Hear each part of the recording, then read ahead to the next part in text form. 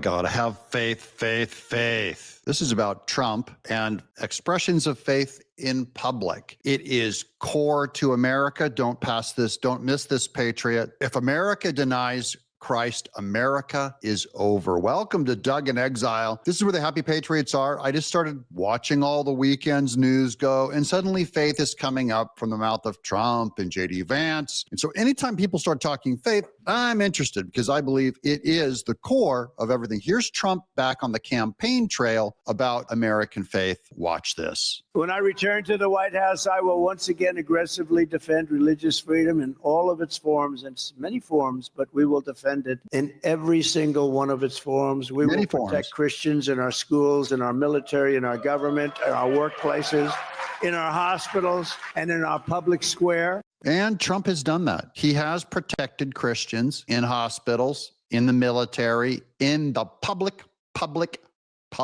square. That means there should be no peer pressure. There's no peer pressure here about, hey, you be quiet in the public square. That's not what America's about. America's about you should be able to publish anything in the public square, speak in the public square, and debate ideas. That's what separates us from totalitarian dictatorships and atheocracies, which all go communist after a while. Now here's Charlie Kirk. President Trump will call on the nation to pray ahead of our 250th birthday, rededicating America as one nation under God. This is a new covenant, a new dedication back, I should say, to a very old covenant. Amen. And then Charlie Kirk takes a verse out of context from 2 Chronicles that many of us do, and we quote this: if my people who are called by my name shall humble themselves and pray and seek my face and turn from their wicked ways, then I will hear from heaven and I will forgive them their sin and I will heal their land. I believe that is actually in the context of 2 Chronicles to the Hebrews of that time, but I could be wrong. Here's the actual tweet. Trump to call on Americans to pray. This is in contrast to last week or 2 weeks ago when that trans shooter murdered two praying Catholic kids, and Jen Psaki and every Democrat said, enough, I don't want to hear thoughts and prayers. Your thoughts and prayers don't do any good. And Trump comes out the next week, Trump to call on Americans to pray for the nation as 250th birthday approaches. One nation under God is the new dedication. And I agree. Of course, this is going to be considered radical and manipulative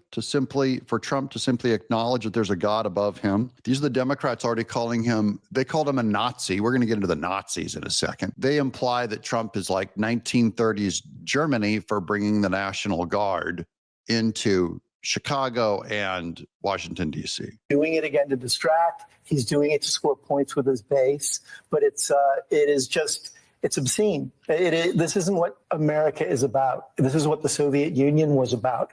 This is what Germany was about in the 1930s. This is not what America should be in the 2020s. What did exactly Germany and Russia do? The communists do? The communist regimes made Christianity illegal. That's one of their religious oppression is one of their key marks.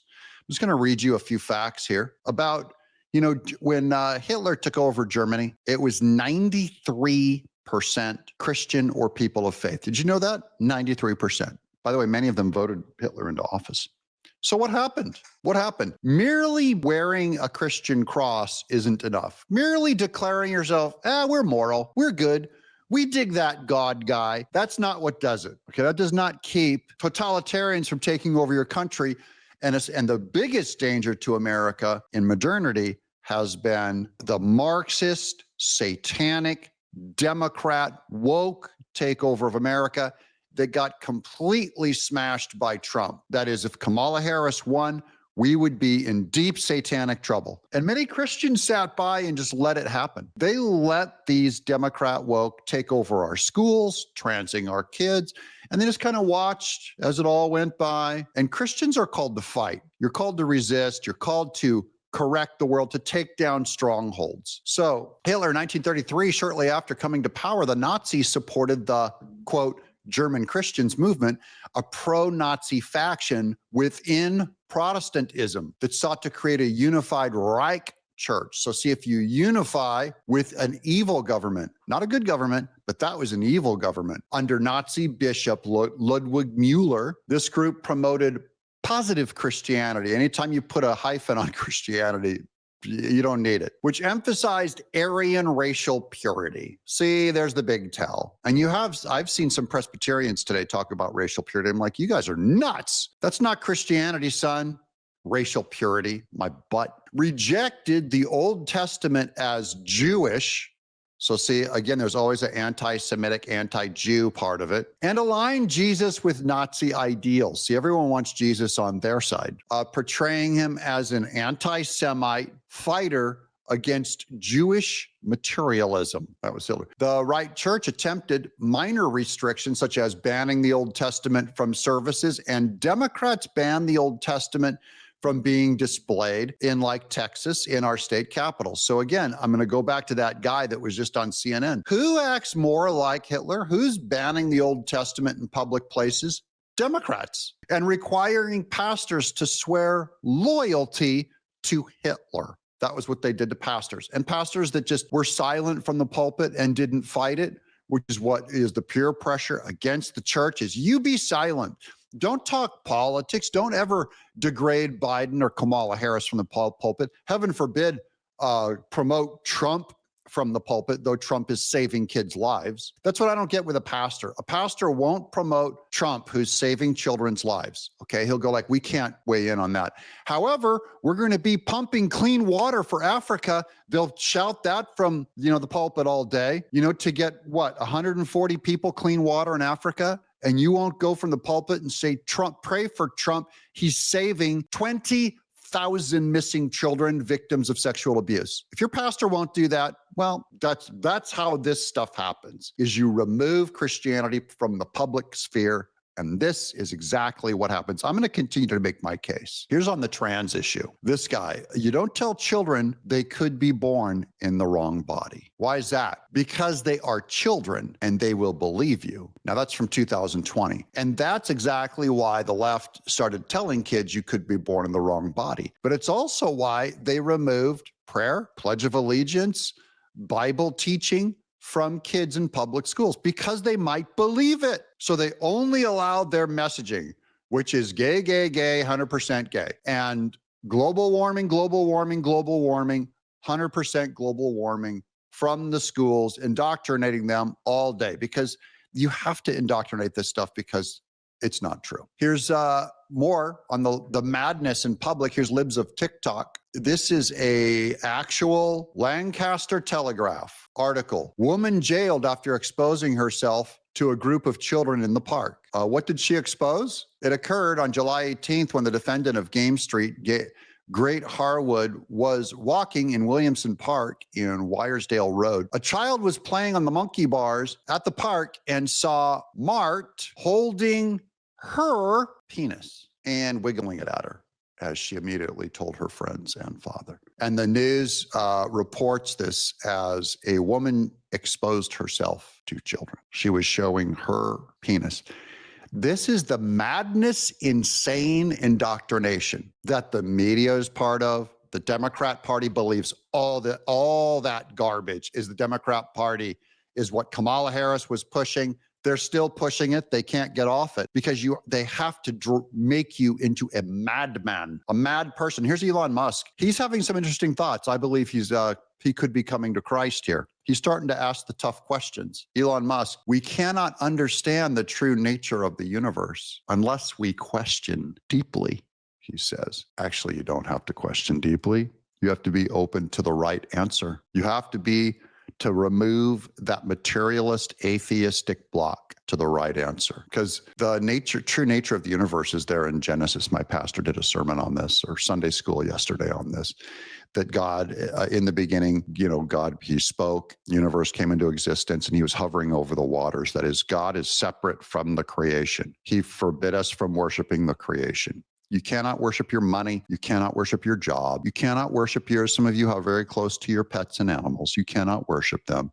You cannot worship people. You cannot worship even systems of government. Do not worship what is created. Worship is reserved only for the creator. Elon Musk continues, I want to know what is real, even if the answer is total obliteration of my consciousness. Now, I got bad news for him, because if you obliterate your consciousness, Elon, you won't know anything. You won't just know what is real or what's false. If you obliterate your consciousness, you will not know anything. However, if you're willing to follow the truth to wherever it goes, welcome to the Christian faith, my brother, because you're about to get some radical news if you're ever open to it. Here's Trump also on the campaign trail on One Nation Under God. This was part of one of his campaign speeches. I found it very exhilarating. But this is a promise made and a promise kept. Trump was always pro-faith. Under crooked Joe Biden, Christians and Americans of faith are being persecuted like nothing this nation has ever seen before.